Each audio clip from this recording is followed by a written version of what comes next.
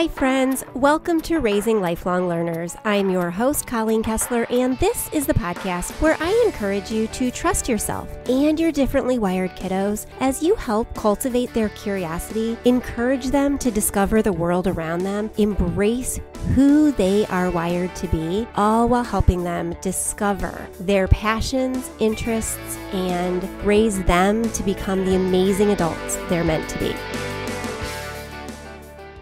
Hey, welcome back. This is episode 241. Today we are talking about changing things up as the seasons change, and whether that's the seasons actually of the year, like it's finally spring here in Northeast Ohio, or the seasons of your homeschool, and flipping the schedule, flipping the script on things, however that needs to happen or look in your homeschool.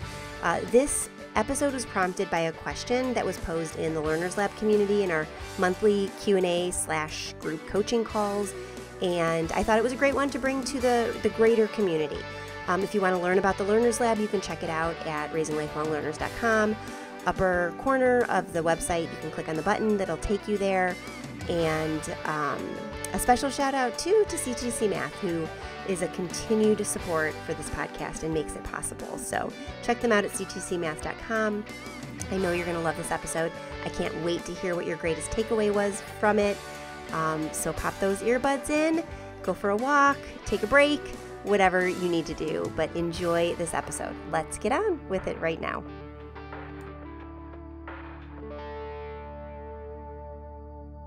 So every month in the Learners Lab community, which is my membership community that I host for creative outside-the-box homeschooling families, particularly those who have neurodivergent kids, gifted, twice exceptional, or any kind of neurodivergency, really. It's a great community for any homeschooler who thinks outside the box and likes to learn differently, but it's a critical community for those who have neurodivergent kids, because you'll run into other families who just get you and get your kids. But in any case, we have every single month during the lab, we have a Q&A, which is like a group coaching call for parents, and families send in questions that they want to tackle and chat about and get my insight on ahead of time, and then we just kind of get through as many questions as possible. Sometimes that Q&A lasts about an hour, sometimes it lasts about 3 hours, but we get through all of the questions and I touch on everything. The beauty of it is there are replays that you can speed up or slow down, and you can search the replays using keywords, and it will take you to the point in the audio recording where, your question or your topic was covered. So anyway, I wanted to talk about this one question that came up recently because I think it's a good one for this time of year for all homeschoolers.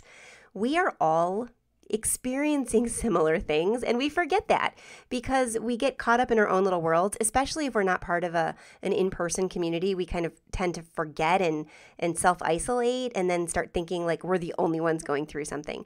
So I thought this was a good time to touch on this. So the question from this parent inside the lab reads this: with spring upon us, it seems that we are all ready to head out into the world during the day and most receptive to learning later in the day, afternoons or evenings, because there's so much to do. The weather's so nice finally, and we just want to get out and explore our world. And then she goes on to ask, have you had seasons in your life where you switch up the learning times? Is that okay to do? And what do you suggest for us to regulate our time, still get our learning in, but take advantage of the great weather and the kids' desire to get out of the house and explore and experience? I think this is a great question because we tend to forget, right, when we get, especially in the winter. So if you are in a part of the world like I am, I live in Northeast Ohio, that gets really cold and really gray during the winter months, you might be like me and just kind of want to hibernate, want to stay home and not venture out as much as you normally would because it's just too cold and too miserable and too ick to get going. And so you do the minimum of what you need to do, and then other than that, you hunker down. Our winter months tend to be pretty productive because the kids are home and we don't really want to go outside and play and the sun is not beckoning. And so while I have to battle the video game debate, and we can talk about that in another episode, I don't really have to keep them home. I don't have to focus on that because nobody's escaping me into the backyard. Nobody wants to get muddy. My family, when they were younger, were much better about being outside and getting, grimy and muddy and playing in the snow and whatnot. I don't know what happened. We've all kind of like changed a little bit as we've gotten older. Me included, I used to be one that was all for hiking in the winter woods, and I would much rather read my book and drink my tea in front of a roaring fire nowadays. But, that's neither here nor there. And it actually goes along with what this member was asking with those kinds of seasons in your homeschool. So I think that seasonally, right, if we're just talking about the weather and the seasons of the year, we of course have these lulls and more productive periods and less productive periods because we are doing different things. My daughter, who's involved in theater, typically has a big fall and a big spring show. And so when we are running to rehearsals and then on top of it, regular voice lessons and voice therapy and acting classes and dance classes, we're crazy busy. And so productivity during those kinds of seasons go down. Just like if your kids played sports, right? It'd be harder to get things done when you're running and traveling for travel sports and things like that. I think it's the same when the weather changes. And I know that this was true when my kids were really little. When the sun started peeking out on a regular basis, we were stir crazy. We just wanted to get out. So we'd spend a lot of days at the zoo or hiking or going for walks or going to Lake Erie and walking on the beach. And so, yeah, that happens. I think that is one of those benefits to homeschooling that we really just need to take advantage of. We need to remember that homeschooling is not just about checking off the boxes. It's also about experiencing life together. We have a better opportunity to spend more quality and quantity time with our kids, and let's do it. Let's take advantage of it, just like this member has asked. So let me kind of talk a little bit about that. I know everybody kind of gets gung-ho, in the fall. Everybody's got their new shiny curriculum and they're so excited and they get going and they start the routine and they're just crushing it, right? And then the holidays start to come. We get, Thanksgiving and Christmas and New Year's, and it starts to fall off a little bit. I will tell you, we have historically not done much formal education during the months of November and December, because during the months of November and December, we have, 5 family birthdays. We have Thanksgiving. We have Advent, which we celebrate, and we have Christmas, and we have New Year's Eve, and we have New Year's Day, and my husband and I have our wedding anniversary. And so within, I think it's like a 6-week period in those 2 months, we have all of those things back to back to back to back to back to back. And then my husband's family, the extended family, gets together usually the weekend before Christmas to do their big holiday party, which is almost like a family reunion at this point. And so we don't get a lot of formal learning done during that time. But here's the thing, especially when you follow a more eclectic approach to learning, you aren't tied to a specific curriculum, and learning can look differently. It can look like documentaries, it can look like books and audiobooks and conversations and experiences and different things like that. And so that's typically what our holidays look like. And then, we get into the winter months, January and February. I know some families go through like a February slump where they're like, okay, I'm just done with winter, and there's a little bit of a lull. When my son went to public school, we would always take him out in February for a couple days and head to Great Wolf Lodge or Kalahari, an indoor water park, for an overnight. And then when my kids were older and homeschooled, some local homeschool groups organized group rates for homeschoolers at Kalahari resorts in Sandusky, Ohio during this time. And so we would go for a midweek 2-night homeschooler thing where it was pretty much empty except for this like kind of cluster of homeschoolers. And so we would combat the February slump by doing something in the middle of February that others can't do. My friend Sarah McKenzie from the Read Aloud Revival calls these just because we can days, right? And so when you start to feel that kind of like slump and you just need to pick me up, that's a great time for one of those just because you can days. I like to call them surprise rides, when I'd throw my kids in a car and not tell them where we're going to go, and just surprise, we end up doing something totally off the rails and fun and just for a distraction. I talk about Just Because You Can days, as Sarah Mackenzie coins them, and surprise rides, as I call them, adventure days, and other, whatever name you want to give them, in my upcoming book, The Homeschool Advantage, A Child-Focused Approach to Raising Lifelong Learners, which is coming soon. You can find a link to that in the show notes. I'm super excited about it. It comes out this summer, and it's just, I am so proud of how this book came out.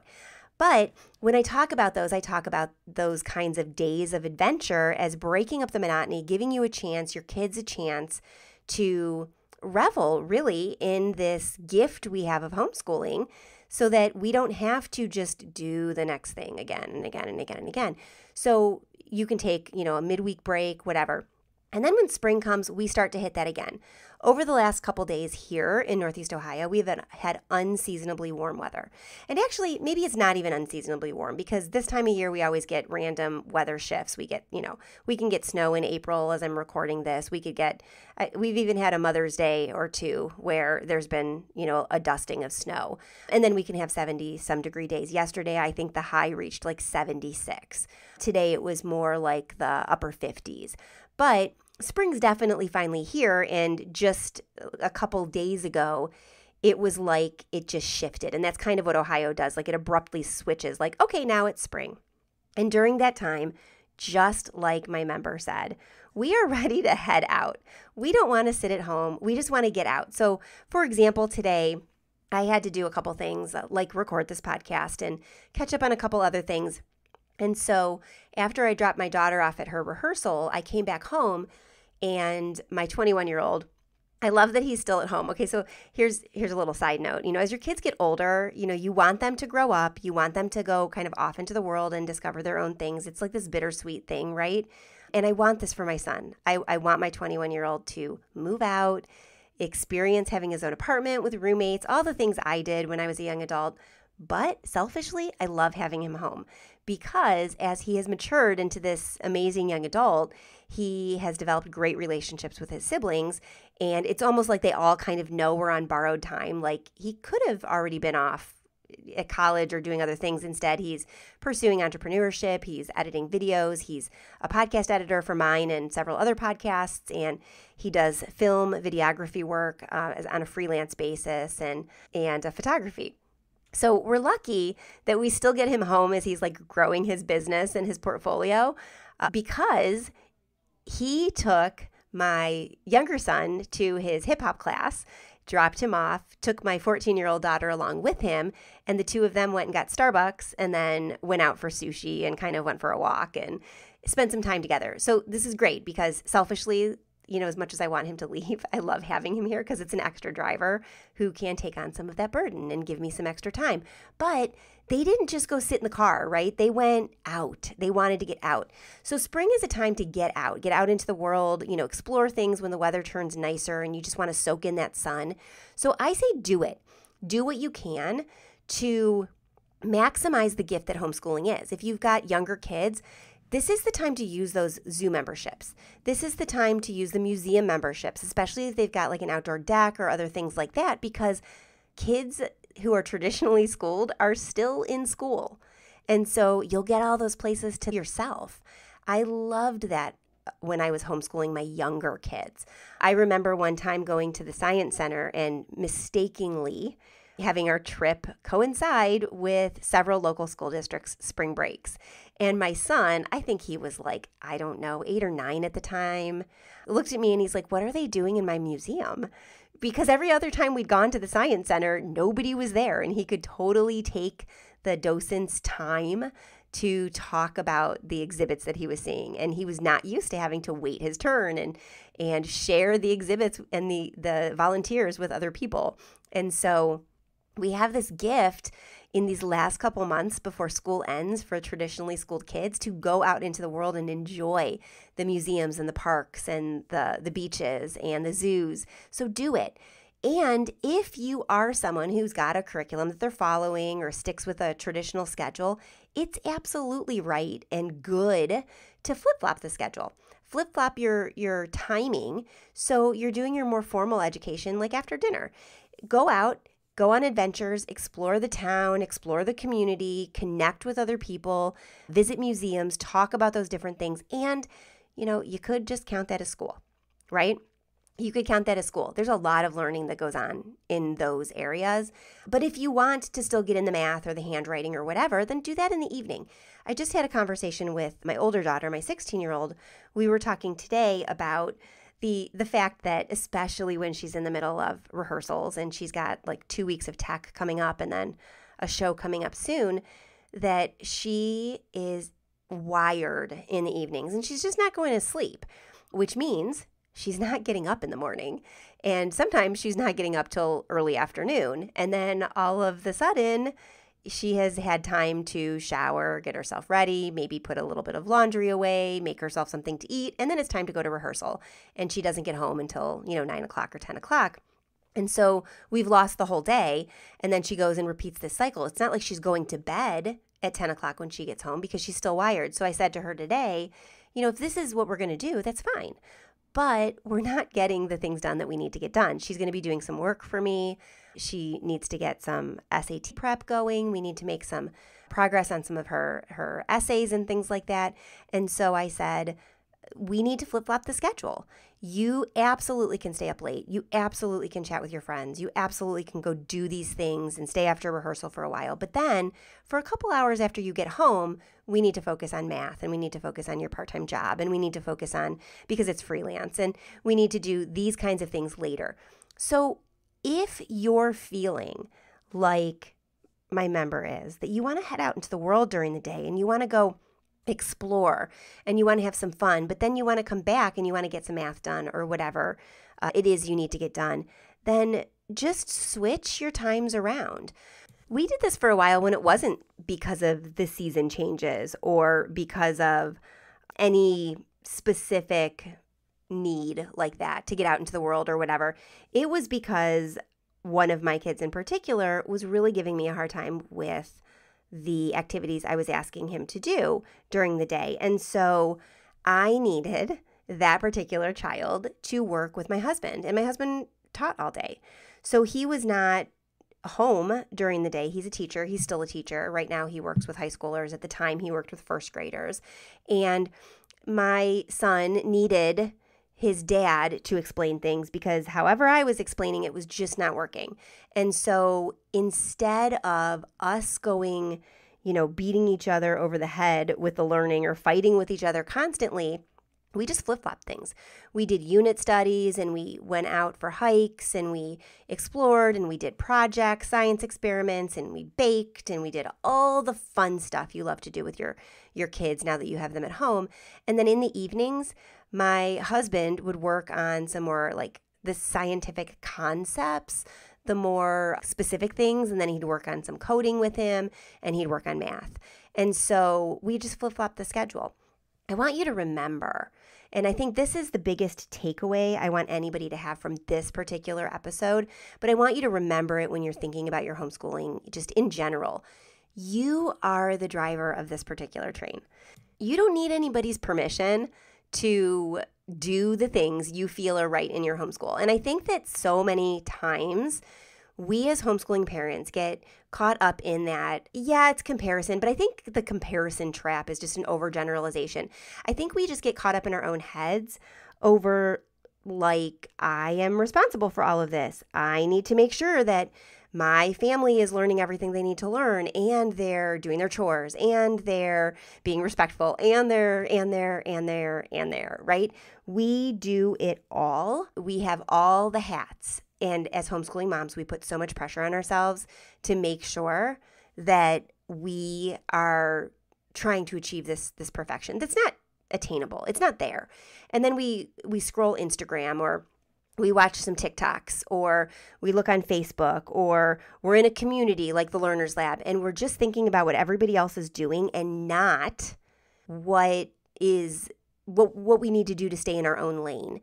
And so we try to do more and more and more and we forget that we don't need anybody's permission to do what our kids are clamoring to do, whether that's a shift in the subject or the topic that they're studying or the curriculum that they're using or the order of the day. We get to do what we want to do and what works best for our family. But if you need permission, let me give it to you. I've been homeschooling 15 years. I've graduated one. I've got another who's a junior in high school, two more coming in behind them. And I was a teacher in the classroom for 15 years before I left teaching to write full-time. And I write academic work, teaching materials, parenting materials, and all sorts of stuff. So there's my credentials. Let me just give you permission. Do what your family needs in order to be successful and happy in your homeschool. Hey there. Okay, so you've heard me talk about CTC Math a lot on this podcast and in my newsletter because CTC is the math program we use and we love. I am a subscriber. I paid for my own subscription. I've been a customer for years. My children use it.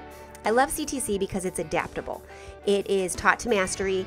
It shows you their mastery level. You can move on when kids learn something. You can go backwards if they need extra help with something. You can do a couple grade levels in a year if you need to. You can skip grade levels. Every subscription includes access to K through calculus. So you can use whatever part you need. You don't have to be locked in to one grade level. I love, love, love that. I also love the people behind the company. They stand behind their product. If at any point you feel CTC is not working out for you, reach out to them and they will help you. They will get you squared away. They will help figure it out so you can be successful. And if you still don't think it's going to work for you, they'll give you your money back. You really can't lose using this program. It's the best there is. It really, truly is. It's the most adaptable, the most cost-effective, and the greatest people. So check them out, ctcmath.com, and let them know I sent you because I want them to know how much we appreciate them. People have written in, like my friend Carol, to tell me that they are grateful that they heard about CTC Math because they had a kiddo who just wasn't moving forward. And by being able to kind of game the system and skip the areas that they already knew and move ahead towards other grade levels and complete a couple in a year, made their kid motivated. And so Carol reached out to tell me that she was grateful that she'd heard about CTC. If you have a story like Carol, I'd love for you to share it with me. Just hit reply in any of my newsletters or go over to the show notes for this episode where you can find a link to CTC Math and you can find a link to my contact page so you can reach out and let me know what you think about them because I would love to hear who else is finding success with CTC. If you're having any trouble with the program, reach out to CTC because they're great and they will help you in any way you need. All right, check them out, ctcmath.com, and let's get back with today's episode. It will work out. I promise you. It will work out. Okay, so what kinds of things can we do this spring, right? Just to change things up and rejuvenate our homeschool, flip things around, and get our kids motivated again. Let's talk about a couple practical things we can do to implement that and tap into the kind of renewed energy that the changing seasons bring to us.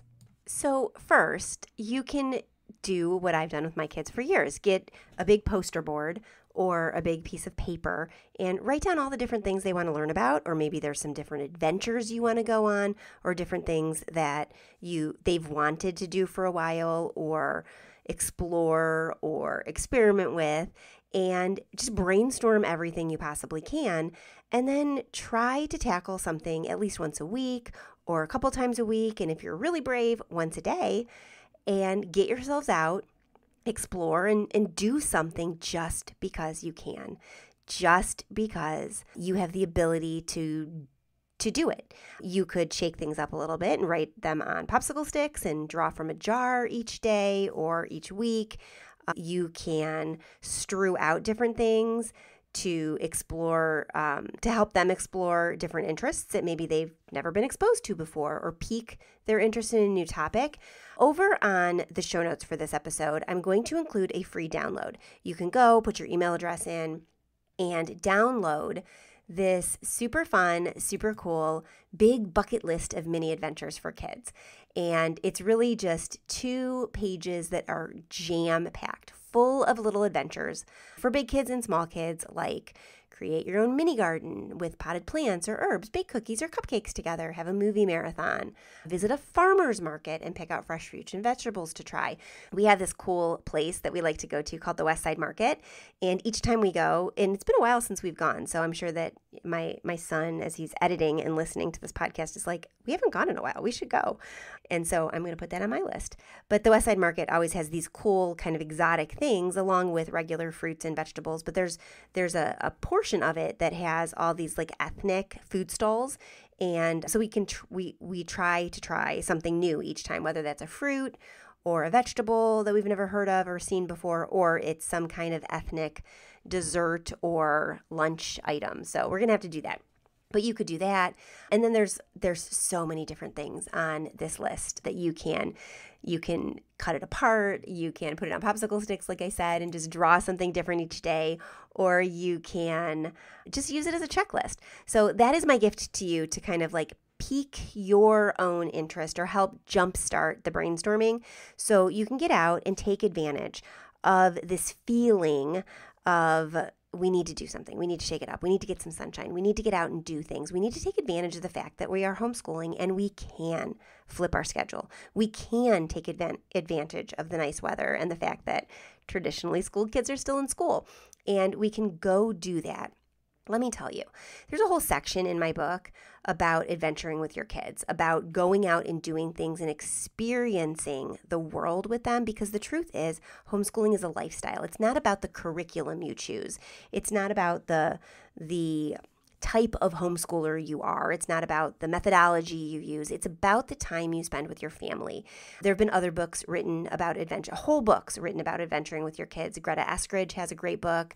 We'll link to that in the show notes. There are other books and authors who have talked about this. Like I said, Sarah Mackenzie has an episode about Just Because You Can days on the Read Aloud Revival podcast. So it's a topic that comes up, and this is the perfect time to do this. When your kids, like my members' kids, are feeling ready to head out into the world during the daytime, or you just feel like you need to reclaim the energy that brought you into homeschooling in the first place. So these adventure days, this big bucket list of mini adventures, that's my gift to you over on the show notes for this episode, or Greta's book, or other books that have written about this topic, or just the idea that we want to flip-flop our schedule. It goes beyond that idea that we can just do it because we're homeschoolers. Adventuring with our kids actually has social, emotional, and cognitive benefits. When we form those deep connections, we do multiple things. We form connections within our family.